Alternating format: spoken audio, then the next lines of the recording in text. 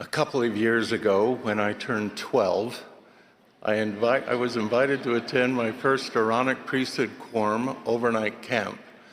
This was a long-awaited invitation, as my father was a quorum leader and often went camping with the boys in the ward while I was left at home.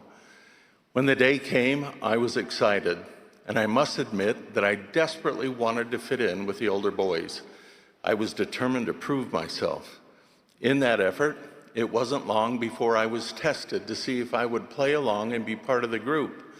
My assigned task was to get my father's car keys so a prank could be pulled on the leaders. I don't remember exactly what I said to convince my dad, but I soon ran to the group of boys with keys in hand, proud of my accomplishment. Then came the next assignment. I was to unlock the car door and wedge a stick between the driver's seat back and the car horn.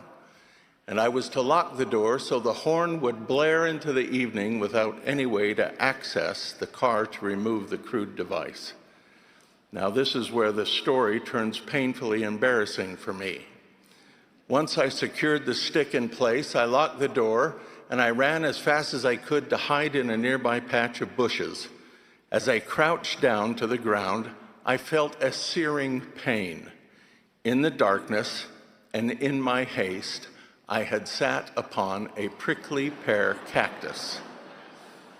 My screams of pain were drowned out by the blaring horn, and I had no recourse other than gingerly hobbling back to the car, confessing my sins and seeking rudimentary and embarrassing medical attention.